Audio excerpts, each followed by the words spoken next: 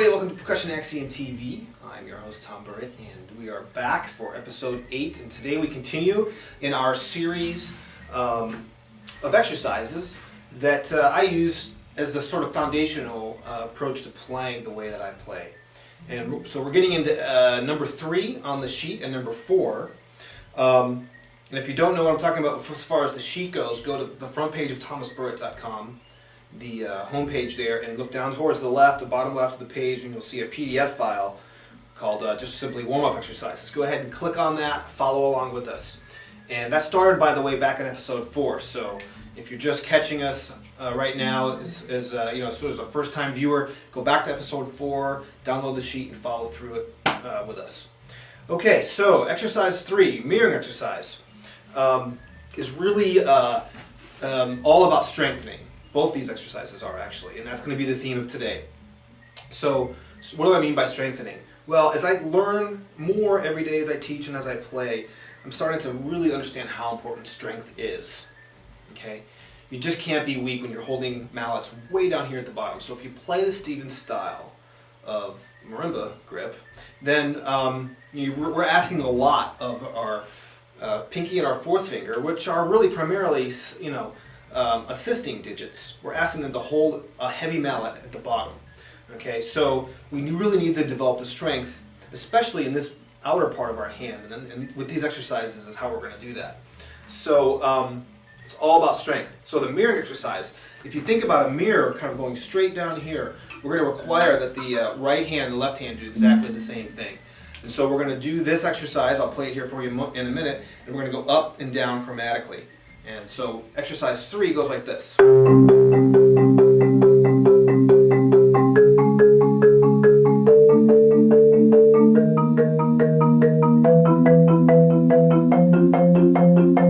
that would continue on up to C and G, up here the octave higher, and then all the way back down. So you can see from that exercise that I'm sort of using a full extension stroke, a nice and big stroke, full stroke, because that's really what's going to sort of allow me to strengthen. You can think of it very much like lifting weights in a gym. Okay, that's how our approach should be with this. Now we don't want to be too tense and play, you know, too far into the bar. We want to play nice and relaxed, but still at the same time nice and strong. So we're going up chromatically. We are playing on the edge of the bars because that's a little bit harder to work on, and then very difficult actually, especially when you're weaker. Okay, so that's the other thing about strength that's really important. Strengthening allows you to play much more accurately, not just about hitting the right note, but hitting the right spot on that note. Okay, it's very, very important. So that's the mirroring exercise. So work on that at varying tempos, always relax. Think of this kind of rocking back and forth, really relax. So definitely this way, and not very stiff.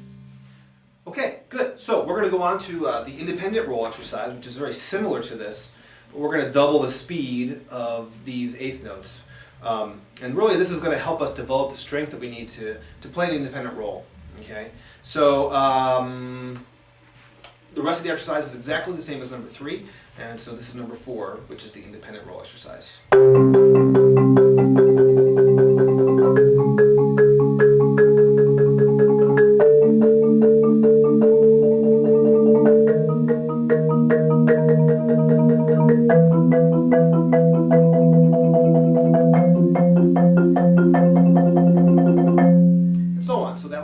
To C and G, and then all the way back down. And so again, with that one, you want nice and relaxed, but a full big sound as you can manage. Increase tempo until you get to that point where you're losing control. Stick there for a little bit to push yourself a little bit. Do this continually every day, and I think you're going to find that the strengthening that you build in your hands over a long period of time is going to help you so much in the way that you play. And you'll be able to play independent rolls without any problem in either hand. Yeah, you'll just be so much better off. I think you'll be really amazed at that. So those are those 2 exercises. I went through them very, very quickly. Of course, you're thinking about posture, playing area like we already mentioned. And the most important thing is that you do this for quite a long time each day. And push yourself until you're physically tired, okay?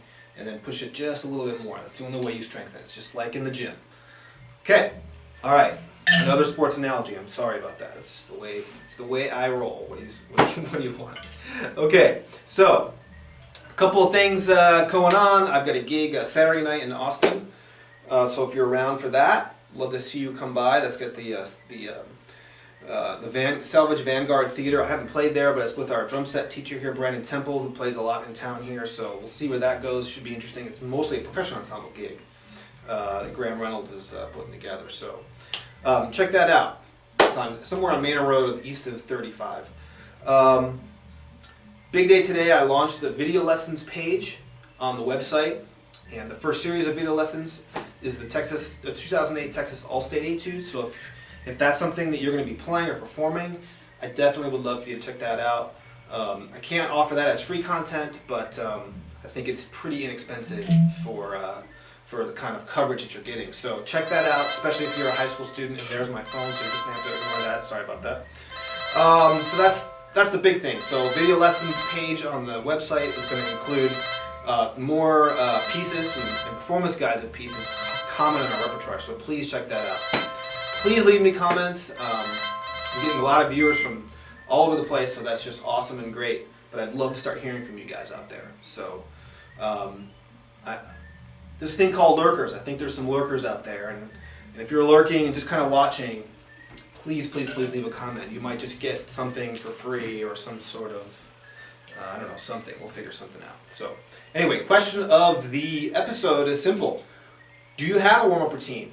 And is it just a warm-up routine, or is it a way that you could connect to the instrument? Is it a way that you approach the instrument?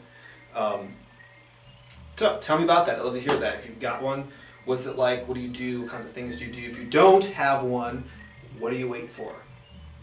So we'll see you next time on Percussion Axiom TV.